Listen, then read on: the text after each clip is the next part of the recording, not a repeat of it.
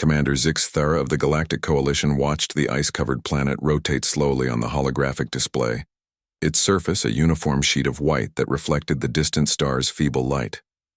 Kepler 442c had been beautiful once, verdant, forests, crystalline oceans, cities that sparkled like jewels across its continents. Now it was a tomb, a warning to any species that dared defy the Coalition's authority. "The Veltari exile is complete," reported Lieutenant Kamos, his chitinous fingers dancing across the control panel. "Surface temperature has stabilized at -47 degrees Celsius. All atmospheric processors have been deactivated. The planet will remain frozen for the next millennium." Zixthara nodded, her 4 eyes blinking in sequence. The Veltari had been foolish to resist the Coalition's expansion policies.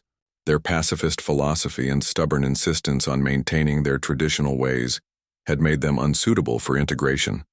Better to preserve them in ice than waste resources on a lengthy subjugation campaign. "What of the observation posts?" she asked. "All monitoring stations report nominal function. We'll track any signs of thermal activity or structural changes." Kamos paused, consulting his readouts. "Commander, there is one anomaly." "Explain." "Long-range sensors detected a small vessel that entered the system 3 days ago. It bears the markings of the human merchant fleet, but it's not following standard shipping lanes. It appears to be descending toward the planet's surface." Zixthara's mandibles clicked in confusion. Humans were a newer species to the galactic community, barely 3 centuries since first contact. They were known for their adaptability and stubborn curiosity, but even they couldn't survive on a frozen wasteland. "Hail them," she ordered. The view screen flickered to life, revealing a cramped bridge where a human female sat at the controls. She had the typical pale skin and dark hair of her species, and wore a simple environmental suit that looked cobbled together from spare parts. "This is Captain Sarah Chen of the independent freighter Wandering Star," the human said, her voice carrying a strange warmth despite the circumstances. "To whom am I speaking?" "Commander Zixthara, Coalition Deep Space Command. You are entering a restricted system.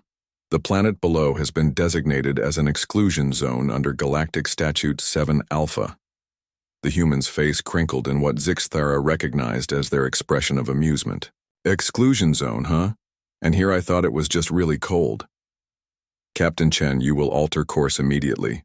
This world contains no resources of value, and the surface conditions are lethal to all known forms of life." "That's funny," Chen replied, adjusting something on her control panel. "Because my sensors are picking up about 12,000 life signs down there, faint but definitely alive." Zixthara felt her second stomach clench. That was impossible. The Veltari had been frozen for 3 standard years. No species could survive that long without proper thermal regulation or atmospheric processing. "You are mistaken, human. Recalibrate your sensors and depart this system." But Chen was already moving away from the communication station. Through the view screen, Zixthara could see her preparing her ship for atmospheric entry. "Sorry, Commander, but I've got a delivery to make. Chen out." The transmission cut, leaving Zixthara staring at the tactical display as the human vessel plunged through the planet's atmosphere like a controlled meteor. 18 hours later, Kemos approached Zixthara's command chair with obvious reluctance. "Commander, you need to see this." The main screen displayed a thermal scan of the planet's northern continent.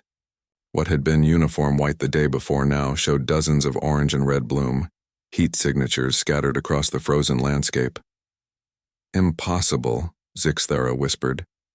"It gets worse," Kemos continued. "Or better, depending on your perspective. Watch this."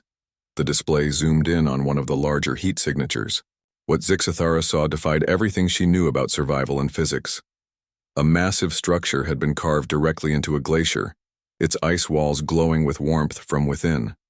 Around it, smaller heat sources moved in organized patterns. "How?" she asked. "We intercepted a communication burst from the human vessel.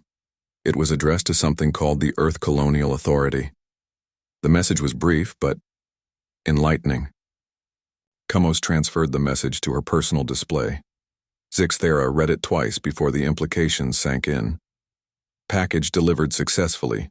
The Veltari refugees are safe and warm. Construction of permanent settlements ahead of schedule. Request additional mining equipment and thermal generators. The ice makes excellent building material, and there's geothermal activity deeper than expected. P.S.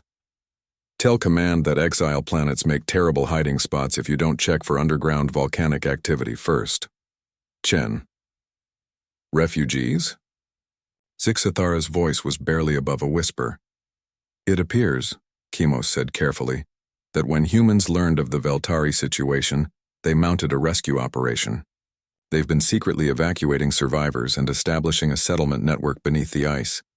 The thermal signatures we're seeing are underground cities, Commander, complete with hydroponic gardens, workshops, and what appears to be a thriving community.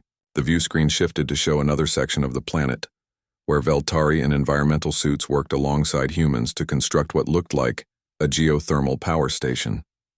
Steam rose from the construction site, creating a pocket of warmth in the endless winter. They turned our prison into a home, Zixthara said, and for the first time in her career she felt something approaching admiration for another species. Orders, Commander? Kamos asked. Zixthara stared at the display for a long moment. The Coalition's exile protocols assumed that frozen worlds were permanent solutions, lifeless monuments to their authority. They had never encountered a species that looked at an ice ball and saw potential, that saw suffering and responded not with conquest or exploitation, but with kindness and impossibly practical engineering. Log this system as under continued observation, she said finally, and make a note in my personal files. It seems we may have underestimated the human capacity for creative problem solving. As her ship prepared to depart, Zixthara took one last look at the planet that was supposed to be a tomb. Instead, it blazed with life and warmth, a testament to the strange species that had looked at a world condemned to freeze and decided to light fires instead. The humans hadn't just defied the Coalition's exile, they had transformed it into an invitation for hope. And perhaps, Zixthara thought, that made them more dangerous to the established order than any military force ever could be.